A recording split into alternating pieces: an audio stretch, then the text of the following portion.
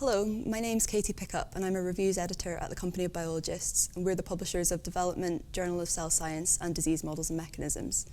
I'm here today at Cold Spring Harbour for the 89th Symposium on Senescence and Ageing, and I'm delighted to be joined by Vittorio Sartorelli, who is professor at the NIH, and I'm really excited to talk to you today about your work on muscle ageing and muscle tissue. Please could you introduce the issues that muscle tissue faces during aging and the role that stem cells play in this? Sure. So muscle hosts a dedicated population of stem cells called muscle stem cells or satellite cells. These cells are important in that they keep homeostasis, meaning that they make sure that throughout life damages of muscle due to microtrauma or mechanical continuous stimulation, it's repaired to maintain muscle mass.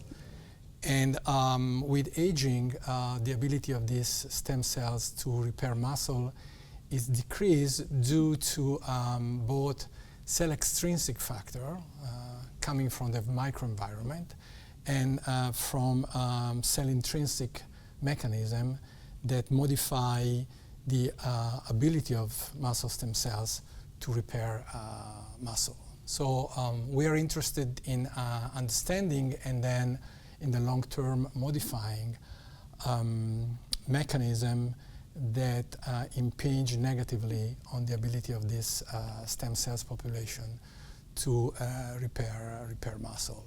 And more specifically, what we are interested in is to understand how the metabolism of these cells changes and how these changes affect the ability of transcriptional machinery and epigenetic machines to modify the genome so that it can respond to extrinsic signaling that again would allow these cells to proliferate and repair muscle.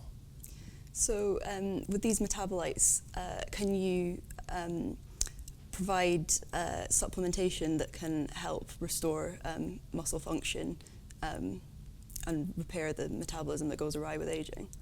Yeah, so in some cases, some of these metabolites are important to generate energy, ATP, and also, as I said, to influence transcription. And during aging, some amino acid and metabolites are decreased. And so if one would find a way of supplementing this deficiency, that might result in improving the ability of cells to repair and proliferate. So two examples are, for instance, NAD, which is produced during glycolysis, and also, as I discussed this morning, alpha-ketoglutarate, which is generated by the TCA in the TCA cycle, and also by the serine biosynthesis pathway. So we've shown that supplementation with alpha-ketoglutarate and with glutamine that is derived from alpha-ketoglutarate can indeed improve the ability of aged muscle stem cells to proliferate and repair.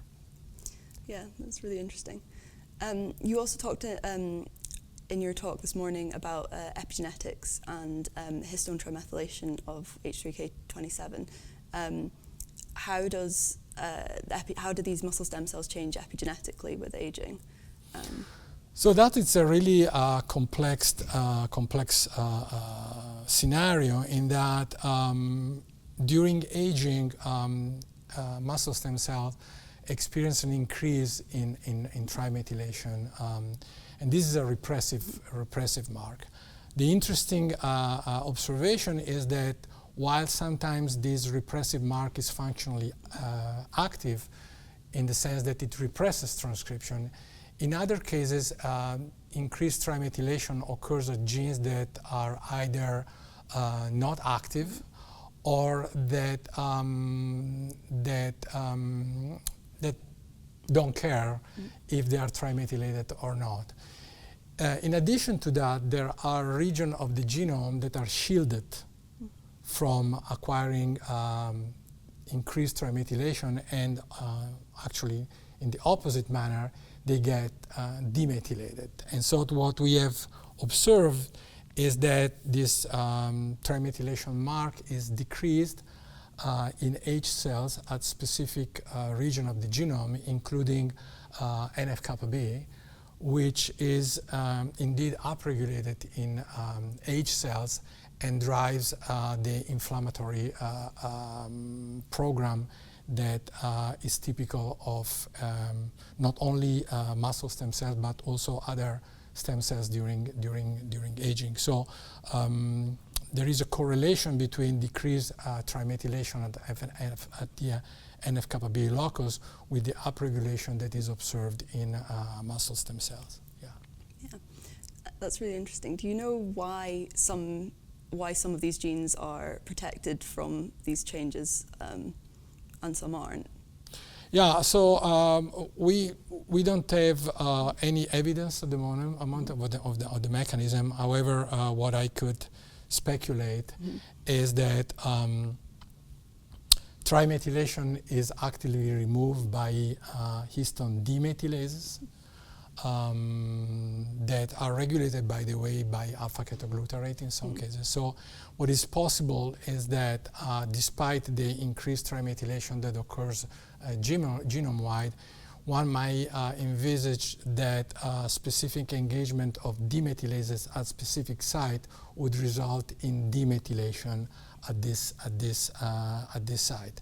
There are also other mechanisms that actively inactivate enzyme that depose H3K27 trimethylation, so that, for instance, one of the subunits of this complex, which is called polycomb repressive complex 2, EZH2, is inactivated by RNA. So transcription that occurs at low level might interact with EZH2 and inhibit the enzymatic activity. So despite the fact that PRC2 might still be recruited, it might be functionally inactivated by nascent RNA. And there are other mechanisms that might be accounting for reduced trimethylation despite general increased trimethylation. Interesting. So that's quite a broad regulatory system. Is that anything that is there any potential for targeting anything specific? Because I suppose if you try to ameliorate the aging phenotype by targeting H3K trimethylation, that's quite a broad thing to target. Are there any implications for how you could use this to? Yeah, one could recruit either methyltransferases or demethylases, for instance, using dead Cas9 or other Cas. And so with this method, one would be able to selectively modify repressive mark, including trimethylation, at specific loci. And this is something that we, as a field, we actively pursue to regulate in a very specific manner gene expression. Yeah. So what do you think are the key questions that the field is looking to address in the near future? Yeah, so obviously there are a lot of questions that needs to be answered in the field of aging. The first one is more of a semantic question and has to deal with how do we define aging? Do we define aging in chronological term or in phenotypical term? And if we address this question in phenotypical term, what are we measuring? So developing biomarkers becomes absolutely crucial. Another very cogent question that needs to be addressed is the heterogeneity in terms not only of organism but also of cell types. We know that